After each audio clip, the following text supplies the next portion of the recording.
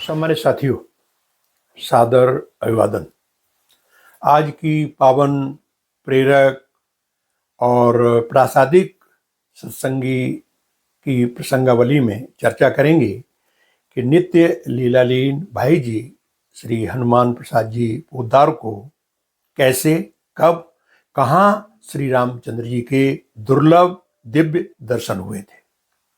सम्मानित साथियों, ये प्रसंग बहुत ही मार्मिक, अलौकिक, दिव्य और अनुकरणीय है।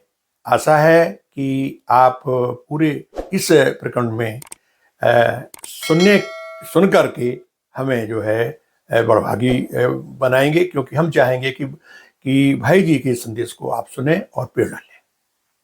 आप सभी जानते हैं कि भाई जी हनुमान प्रसाद जी पोद्दार गीता प्रेस के सह संस्थापक और सुप्रसिद्ध पत्र कल्याण के प्रणेता और आदि संपादक थे। आप सभी जानते हैं कल्याण अध्यात्म की धर्म ध्वजा पूरे वैश्विक स्तर पर फैला रहा है और उसके 99 वर्ष चल रहे हैं, 100 साल पूरे होने वाले हैं।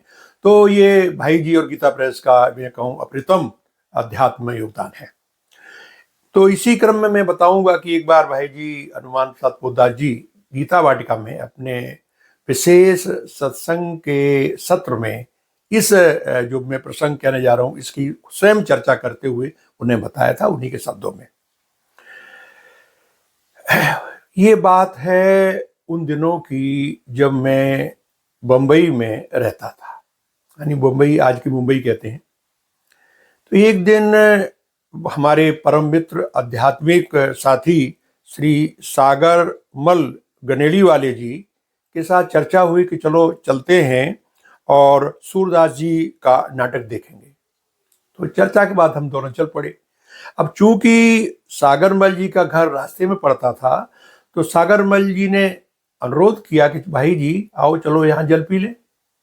उनकी बात स्वीकार करके हम उनके आवास पर पहुंच गए, बैठे, जलपान किया। इसके बाद भगवत नाम की चर्चा होने लगी। तो सूरजमल जी ने कहा कि मेरी तो भाई जी ये स्पष्ट धारणा है कि जब तक मन में भगवत शरणागति न हो या भगवान के प्रति हमारे मन में उनकी स्मृति न हो, तब तक केवल नाम लेना जो है एक तोता रटंत होता है।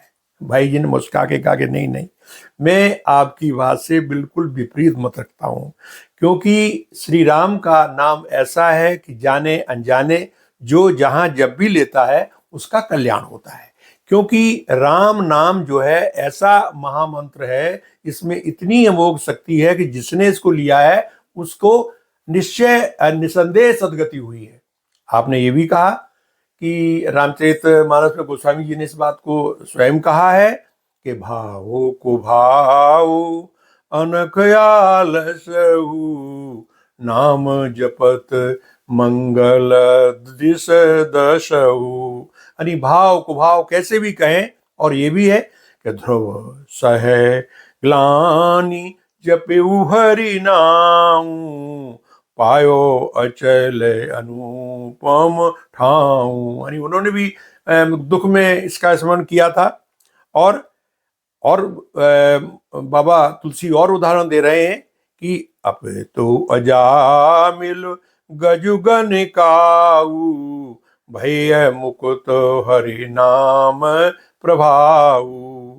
और ये भी है कि बेबसौ जासु नाम नर काई, यानी बेबस होकर के भी तो जन्म अनेक रचित आगदाई, जन्म जन्मांतर के पाप जो है से विनष्ट हो जाते हैं।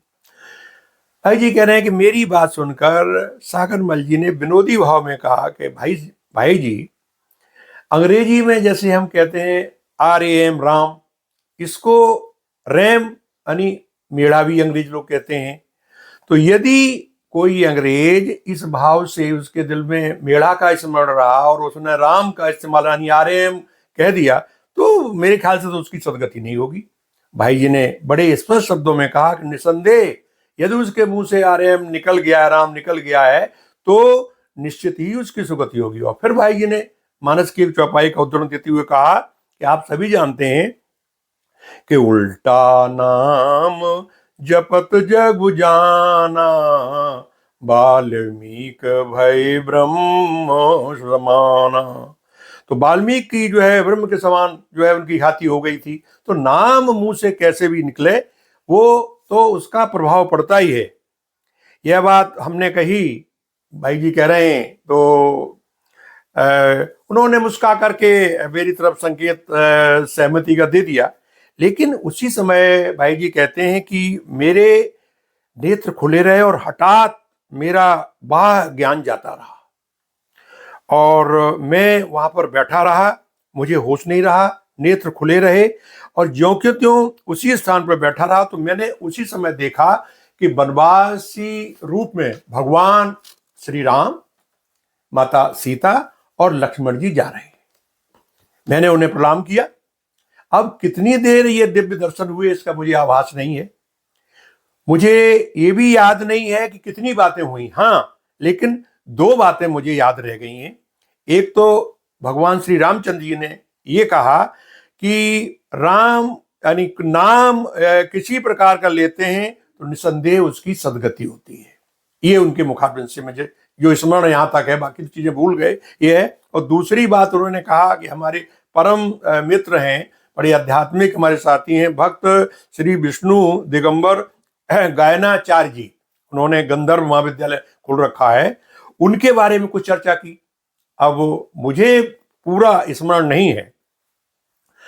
ये बताते हैं भाई जी कि मैं पूरी रात भर वहां पर जो है मैं इसी तरह से इस भावनाओं में, यानी कहें कि जिसमें कहें स्मृति हमारी नहीं रही और अचेतन अवस्था में बने रहे। तो सागरमल जी परेशान हो गए और उन्होंने सोचा कि क्या हो गया ये, पूरी रात हम उसी अवस्था में रहे। सुबह जैसे हुआ तो सागरमल जी ने मेरा हाथ पकड़ा और मुझे खड़ा किया और मुझे सीढ़ियों पर उतार करके मेरे आवास में लाए और मुझसे कहा कि भाई जी अब शौचादि इससे निवृत्त हो जाए। उनका कहना मेरे मानस पटल पर कुछ नहीं उतरा और मैं उसी तंत्रा में रहा। तो सागरमल जी को लगा कि अरे भाई जी अभी भी अपनी उस आध्यात्मिक तंत्रा से नहीं छूटे हैं। और मेरी जो है, उन्होंने कहा कि उस समय बाह ज्ञान शून्य था। ये स्थिति देख करके सागरमल जी ने मुझे नल के नीचे बैठा दिया और पानी ऊपर से नल खोल दिया। तो जब मेरे ऊपर पानी गिरा है तो मेरी दिव्य तंत्रा कुछ टूटे हुई और मैंने देखा कि सागरमल जी श्री नाम का संकीर्तन कर रहे हैं।